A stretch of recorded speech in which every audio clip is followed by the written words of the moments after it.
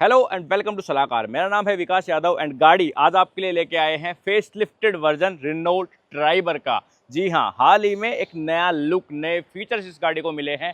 क्या क्या चीज़ें चेंज हुई है, एक एक करके सभी चीज़ों के बारे में बात करते हैं। सबसे पहले बात आती है प्राइसिंग की। तो गाड़ी का बेस वेरिएंट स्टार्ट हो जाता है अब 6,30,000 रुपये से एंड ये टॉप एंड वेरिएंट आप देख रहे हो जो कि इमोशन के नाम से आएगा। इसका एक्स शोरूम प्राइस आपको मिलेगा 8,65,000 रुपये अगर आप इसको मैनुअल ट्रांसमिशन के साथ लेते हो। तो ऑन रोड रेवाड़ी हरियाणा में इस गाड़ी की कीमत 9,80,000 रुपये तक की चली जाएगी। फिलहाल हम रेनॉल्ट रेवाड़ी में हैं, तो अगर आपको कोई भी गाड़ी चाहिए रेनॉल्ट की तो आप यहां से कंसीडर कर सकते हो। कॉन्टैक्ट डिटेल्स आपको स्क्रीन पे दिख रही होंगी। अब टॉप एंड वेरिएंट में एएमटी का ऑप्शन भी दिया गया है। आपके पास सिर्फ टॉप एंड वेरिएंट के लिए एएमटी का ऑप्शन रखा है, जो कि इससे लगभग 60,000 रुपये आपको एक्स्ट्रा देने पड़ेंगे ऑन रोड प्राइसिंग पे। 7 सीटर सेगमेंट में एकमात्र गाड़ी है जो आपको इतने अफोर्डेबल प्राइसिंग पे मिलती है। काफी अच्छी स्पेशियस गाड़ी है, तो वो सब चीज़ें इसके बारे में पॉजिटिव है। एक एक करके उन सब चीज़ों के बारे में बात करेंगे, कितना एक्चुअल में स्पेस इस गाड़ी में है। अंडर द हुड सारी चीज़ें सेम है क्योंकि ये एक मेजर फेसलिफ्ट है, कोई भी जनरेशन चेंज नहीं हुई है। सो गाड़ी का प्लेटफॉर्म जो था वही है, जो इंजन गियरबॉक्स थे वो एज इट इज आपके सेम रहने वाले हैं। चलिए, तो डिजाइन वाइज सबसे पहले देखें तो डिजाइन देखो, मेरे को गाड़ी अभी काफ़ी स्टाइलिश लग रही है। पिछले वाली आप देखोगे गाड़ी, तो पिछले वाली एकदम बेसिक सी फील होती थी, बट अब वाली में ओवरऑल जो ग्रिल की लेंथ बढ़ाई गई है, पूरा एकदम हुड से लाइट टू लाइट कनेक्ट होती हुई दिखती है। ये काफ़ी अच्छी लगती है। ग्लोसी ब्लैक कलर जो है वो दिया गया है। लोगो भी आप देखोगे तो ये अपडेट कर दिया है, लोगो भी पहले के मुकाबले ज़्यादा बेटर लग रहा है। ओवरऑल हेडलैम्प सेटअप को कंप्लीटली चेंज किया गया है। यहाँ पे एलईडी बेस आपको एक प्रोजेक्टर मिलता है, ऊपर आपके पास डीआरएल्स जो है वो आ जाते हैं, और नीचे भी आप देखोगे ना तो एलईडी बेस फॉग लैंप भी जो है वो आपको यहाँ पे दिए गए हैं। फॉग लैंप के साथ साथ जो ये देख रहे हो फ्रंट वाले पार्किंग सेंसर्स वो मिल जाते हैं। ये सिर्फ आपको टॉप एंड वेरिएंट में ही दिए जाएंगे। एंड एलईडी लाइटें, एलईडी फॉग लैंप भी आपको ये टॉप एंड वेरिएंट में ही सिर्फ देखने के लिए मिलेंगे। इसके नीचे वाले वेरिएंट्स की वीडियो भी हम जल्द ही आपके लिए लेके आएंगे, so make sure to subscribe our channel.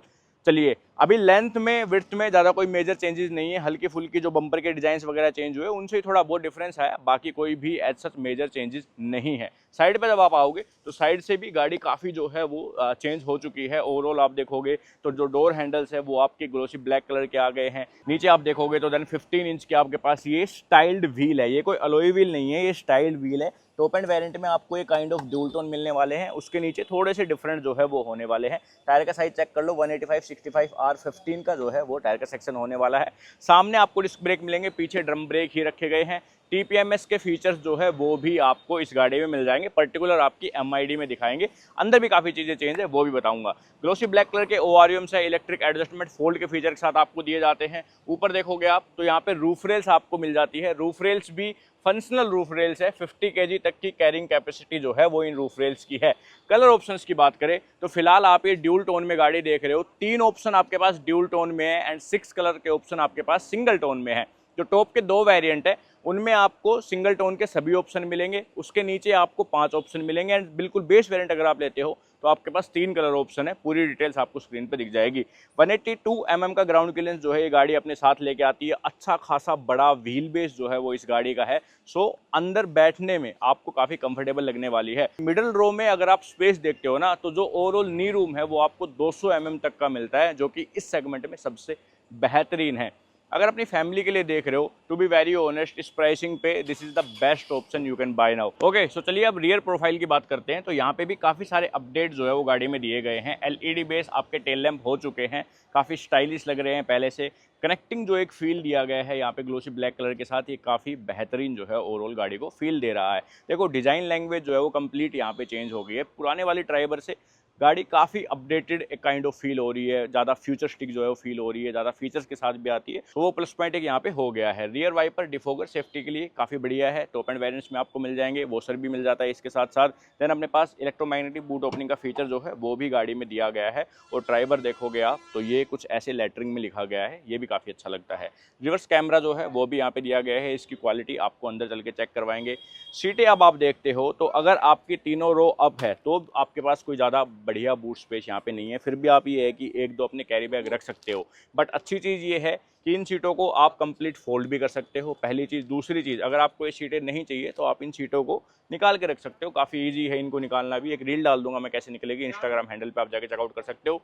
And अगर आप ये सीटें रिमूव कर देते हो तो आपके पास 625 लीटर का बूट स्पेस जो है वो बन जाता है। जो कि अगेन काफ़ी बढ़िया है। सारी सीट बेल्ट्स आप देख रहे हो कंप्लीट आपको 3 पॉइंटर सीट बेल्ट्स मिलती है। लोड लिमिटर नहीं है सीट्स में, तो जब भी गाड़ी ऑन होगी तो थोड़ा जो है वो आपको थोड़ी देर वार्निंग उसकी आएगी। बाकी तो पीछे वाले जो एसी वेंट्स है वो वहाँ पे ऊपर रूफ माउंटेड जो है वो दिए गए हैं। इनको कंट्रोल करने के लिए सामने आपको एक नोब मिलती है। एयर फ्लो जो है वो बढ़िया है, डिसेंट है, कोई अच्छा आपको मेजर इशू नहीं आएगा। सीटें अपनी फैब्रिक की है, लेदरेट सीट्स नहीं है। देखो ये छोटी छोटी चीज़ें आपको कम मिलेंगी क्योंकि गाड़ी की कॉस्ट मैनेज करना बहुत ज़रूरी है। ये गाड़ी स्पेशली टारगेट करती है जो अफोर्डेबल फैमिली बायर्स है, जो अफोर्डेबल 7 सीटर्स के बायर्स है, उनको ये गाड़ी टारगेट कर दी है। और वहाँ पे आई थिंक कि इतने ज़्यादा लग्जरी फीचर जो है वो नहीं होने चाहिए। काम काम की चीज़ें हो तो बढ़िया है, तो काम काम की सभी चीज़ें इस गाड़ी में आपको मिलती है।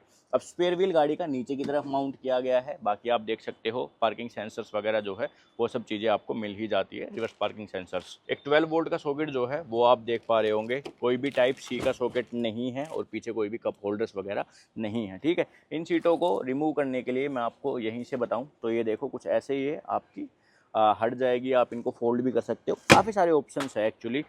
रिनोल्ट जो है अपनी ट्राइबर के बारे में बोलता भी है कि 100+ ऑप्शंस है इन सीटों को फोल्ड करने के लिए, तो आपकी जैसी ज़रूरत हो उस हिसाब से आप इनको सेट कर सकते हो। चलिए अब चलते हैं अपनी मिडल रो पे और कैसा क्या कंफर्ट है वो आपको दिखाते हैं। देखो डोर का साइज़ काफ़ी बड़ा है, ग्लास एरिया गाड़ी का एक्चुअल में काफ़ी बड़ा जो है वो आपको लगने वाला है। तो एज सच कोई ऐसी छोटी गाड़ी वाली फीलिंग नहीं आएगी। 200 mm का जो मैंने आपको बताया यहाँ पे स्पेस, सो कंप्लीट स्पेस है। 6 फीट का भी बंदा हो वो भी आराम से जो है वो यहाँ पे बैठ सकता है। सीटें रिक्लाइन कुछ यहाँ तक हो जाती है। और हेडरेस्ट मैं दिखाऊं आपको तो हेडरेस्ट भी यहाँ पे एडजस्टेबल हेडरेस्ट जो है वो दिए जाते हैं दोनों। एक मिडल पैसेंजर के लिए जो है वो नहीं है, बाकी आपके पास 2 एडजस्टेबल हेडरेस्ट दिए जाते हैं। देखो आराम से बढ़िया कंफर्टेबली जो है आप बैठ सकते हो, कोई दिक्कत नहीं है। इन सीटों को अगर आपको एडजस्ट करना हो तो कुछ इतना आगे तक चली जाती है। सो अगर ज़्यादा बड़ी हाइट के लोग नहीं हैं तो अगर इनको अच्छे से सेट करके बैठोगे तो पीछे भी आराम से 5 फीट 8 इंच 5 फीट 9 इंच के बंदे की जगह है। देखो मैं आपको पीछे जाके दिखाता हूँ एक बार, फिर आपको थोड़ा बढ़िया से समझ आएगा। अब इस सीट को अगर टम्बल अप करना हो तो यहाँ पे लीवर है, इसको खींचना है और ये आपकी इजी टम्बल अप हो जाएगी कंप्लीट। अंदर जाने के लिए भी ठीक ठाक स्पेस बच जाता है। अभी थर्ड रो देखो, थर्ड रो में जो सबसे बड़ा इशू है वो है थाई सपोर्ट का। तो थाई सपोर्ट आपको नहीं मिलने वाली है। मेरी हाइट तो 5 फीट 6 इंच है, बट मेरे हिसाब से भी थाई सपोर्ट नहीं है। फ्लोर थोड़ा ऊंचा है, सो घुटने भी जो है थोड़े से ऐसे मोड़ के टाइप बैठना पड़ रहा है ना। तो 6 फीट के बंदों के लिए तो नहीं है ये वाली सीट। बाकी 5 6 5 7 तक का बंदा जो है वो बैठ जाएगा। ये नहीं है कि लंबी जर्नी में कंफर्टेबल रहेगा, बट ये है कि काम चलाने के मामले में काफ़ी ठीक है। रिक्लाइन एंगल भी ओवरऑल ठीक है, हेडरेस्ट काफ़ी अच्छी पोजीशन पे है। सो काम चल जाएगा। ठीक है, ये है ओवरऑल रिव्यू। चलिए अब चलते हैं फ्रंट में। फ्रंट में क्या क्या चीज़ें आपको मिलती है। देखो डोर पे आपको पीछे स्पीकर्स जो है वो मिल जाते हैं। टोटल 4 स्पीकर इस गाड़ी में आते हैं। ट्विटर का कोई भी ऑप्शन नहीं है। बाकी पावर विंडोज़ वगैरह उसके ऑप्शन आते हैं। कोई भी फैब्रिक वगैरह जो है वो चीज़ें आपको नहीं मिलेगी। अगेन थोड़ी सी कॉस्ट जो है वो बचाने के लिए सब चीज़ें की जाती है। मेन जो चेंजेस है वो है अभी फ्रंट में। यहाँ पे काफ़ी सारी चीज़ें एक्चुअल में चेंज कर दी है। आपका ओवरऑल स्टीयरिंग, डैशबोर्ड का डिज़ाइन, डैशबोर्ड के थीम, लेआउट, ये सब चीज़ें चेंज है। ये जो फैब्रिक शीटें आप देख रहे हो ना, ये भी आपको बेस वेरिएंट से नहीं मिलेगी। बेस वेरिएंट में एक्चुअली आपको ब्लैक कलर की शीटें मिलेगी एंड ये ऊपर वाले वेरिएंट्स में आपको कुछ ऐसी शीटें मिलने वाली है। अभी एडजस्टमेंट आपके लिए सारे हैं। हाइट के लिए देखो ड्राइवर सीट को आप एडजस्ट कर सकते हो। बाकी ये जो चीज़ आप देख रहे हो ना, अगर आपको दिख रहा हो तो यहाँ से जो हवा है वो आपकी जाएगी ये मिडल रो पे। मिडल रो वाले एसी वेंट मैंने आपको शायद दिखाया नहीं, वो रूफ माउंटेड नहीं है, वो है आपके पिलर माउंटेड। ठीक है, यहाँ पे लगाए गए हैं। और पीछे यहाँ पे भी देखोगे तो एक 12V का सॉकेट जो है वो आपको दिख जाएगा। अभी यहाँ पे सारे आपके पावर विंडोज़ के कंट्रोल जो है वो आपको दिख जाएंगे। उसके साथ साथ ड्राइवर साइड वाली जो विंडो है auto up auto down feature के साथ आती है। ओआरयू में एडजस्ट करने के लिए और फोल्ड करने के लिए आपको कुछ ऐसे इसको प्रेस करना है। ठीक है, इसकी बात हमने करी ली। यहाँ पे आपके पास कोई भी स्विच वगैरह नहीं आता क्योंकि वो सेंटर माउंटेड कर दिया गया है। और डैशबोर्ड आप देख लो तो कुछ ऐसे डिज़ाइन में डैशबोर्ड आपको मिलता है, ड्यूल टोन में है। और उसके साथ साथ अपने पास यहाँ पे कुछ ऐसा ये थोड़ा वुडन टाइप का टच जो है वो दिया गया है। एक बार मैं गाड़ी को स्टार्ट कर लेता हूँ। स्टार्ट करने से पहले चाबी भी आपको दिखा दूँ तो ये वाली चाबी मिलती है इस गाड़ी के साथ। ये तो पुरानी चाबी है, आपने पहले भी देखी होगी। चाबी ठीक है, जेब में ये वाली चाबी ना थोड़ी सी सेटल सी रहती है, बस वो एक चीज़ है। लोगो यहाँ पे भी आप देखो तो ये डिफरेंट कर दिया गया है। स्टीयरिंग भी आप देखोगे तो स्टीयरिंग में भी चेंजेस किए गए हैं, थोड़ा डिफरेंट टाइप का स्टीयरिंग मिलता है। लेफ्ट साइड में आपके पास यहाँ पे मीडिया से रिलेटेड सारे कंट्रोल्स आ गए। राइट साइड में आप देख रहे हो तो क्रूज़ कंट्रोल के ये बटन है, ये वाला क्रूज़ के लिए, ये वाला क्रूज़ के लिए, एंड ये जो बटन है ये आपके MID को कंट्रोल करने के लिए दिए गए हैं। 6 एयरबैग आपको स्टैंडर्ड बेस वेरिएंट से मिलने वाले हैं। उसके साथ साथ काफ़ी सारे सेफ्टी फीचर्स मिलते हैं। हिल असिस्ट कंट्रोल जो है वो मिलता है, व्हीकल स्टेबिलिटी मैनेजमेंट मिलता है, इलेक्ट्रॉनिक स्टेबिलिटी कंट्रोल मिलता है, ABS, EBD, सीट बेल्ट्स, तो वो सब चीज़ें जो है वो ऑफर की जाती है। यहाँ पे आप देखोगे ऑटोमेटिक रेन सेंसिंग वाइपर्स भी मिलते हैं एंड अपने पास ऑटोमेटिक हेडलैम्प के फीचर जो है वो भी दिए गए हैं। ये स्टीयरिंग को सिर्फ मैं टिल्ट के हिसाब से एडजस्ट कर पाऊंगा, कोई भी टेलीस्कोपिक एडजस्टमेंट नहीं आता। देन 7 इंच की MID जो है वो आप यहाँ पे देख रहे हो, देखो काफ़ी कलरफुल सी लगती है और काफ़ी डिसेंट फील जो है वो हो रही है। RPM सुई देखो कैसे फ्लक्चुएट कर रही है। अच्छा, इसमें क्या क्या चीज़ें दिखाती है तो यहाँ पे अपने पास फ्यूल इकोनॉमी क्या है वो दिखा रही है। देन अपने पास ट्रिप के रिलेटेड इन्फॉर्मेशन जो है वो दिखा रही है। TPMS का फीचर जो मैंने बताया वो आपको यहाँ पे मिलता है और सर्विस इंटरवल जो है वो सब चीज़ें आपको मिलती है। थोड़े से फीचर और है जिनको आप टॉगल कर सकते हो। बाकी डिजिटल स्पीड यहाँ पे आप देख रहे हो, टैकोमीटर तो बड़ा सारा आप देख ही रहे हो।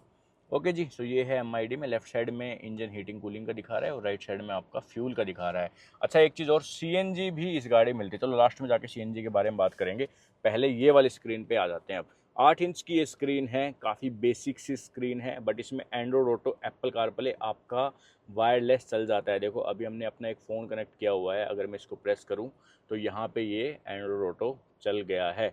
ठीक है, थोड़ा सा हल्का सा स्लो है, थोड़ा सा बिल्कुल माइनर सा फ़र्क है, बट ठीक है, ओके चलता है। मैप्स वगैरह जो है वो आपके चल जाएंगे। साउंड क्वालिटी एक्चुअल में काफ़ी बढ़िया है। 4 स्पीकर्स है लेकिन फिर भी अच्छी क्वालिटी जो है वो ये स्टीरियो निकाल के देता है। इसकी एक रील डाल रखी है इंस्टाग्राम पे, तो वो भी आप जाके चेकआउट कर सकते हो। यूट्यूब पे तो थोड़ा सा क्या है कि कॉपीराइट का इशू जो है वो आ जाता है, सो इस वजह से वहाँ पे आप चेक कर लेना। नीचे यहाँ पे कुछ बटन्स जो है वो आपके आगे, फ्रंट पार्किंग सेंसर्स को ऑन ऑफ करने का बटन, यहाँ पे कोई वार्निंग आती है नहीं, जब आप इसको प्रेस करते हो तो कहीं पे भी ये शो नहीं करता कि ऑफ है ऑन है। बाकी ये AC से रिलेटेड हज़ार बटन, लॉक अनलॉक के लिए, ठीक है।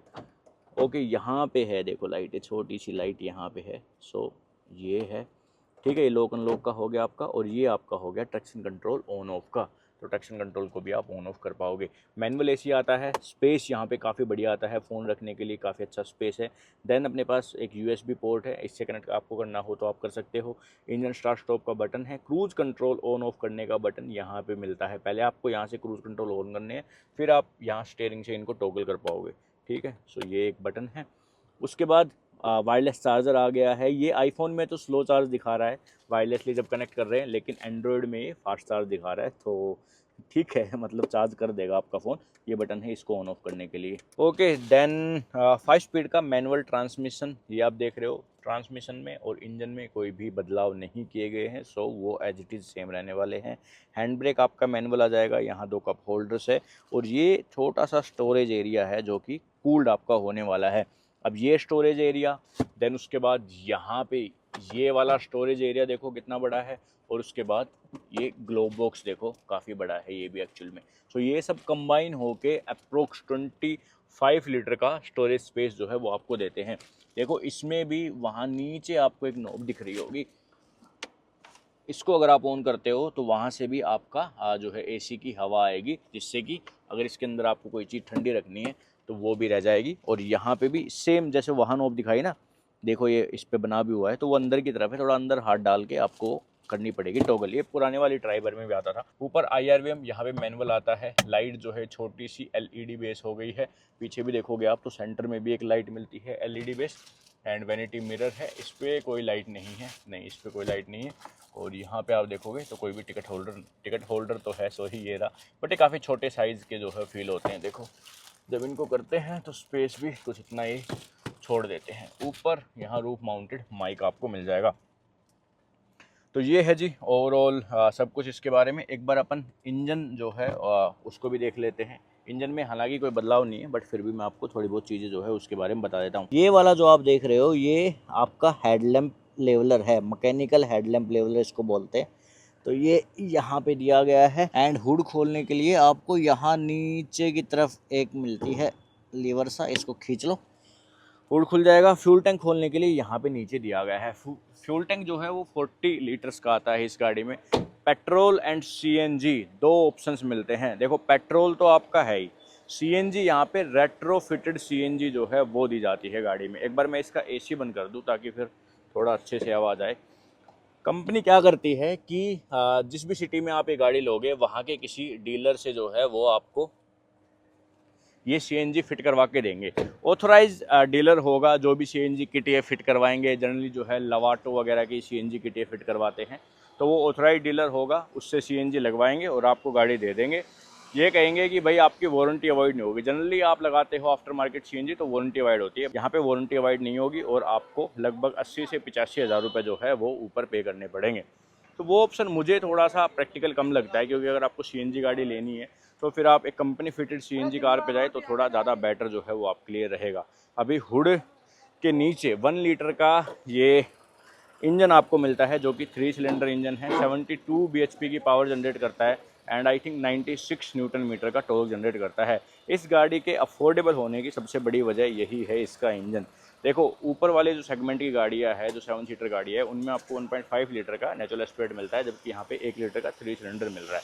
तो थोड़ा लेजी फील करवा सकता है। जिन लोगों को ये है कि भाई अपने को गाड़ी जूझा करके चलानी है तो उनके लिए नहीं है ये गाड़ी एक फैमिली कार है। सो प्रैक्टिकलिटी के हिसाब से आप इसको देख सकते हो, इंजन के हिसाब से आपको ये है कि बस अपने को काम चलाना है, वो वाला हिसाब किताब है।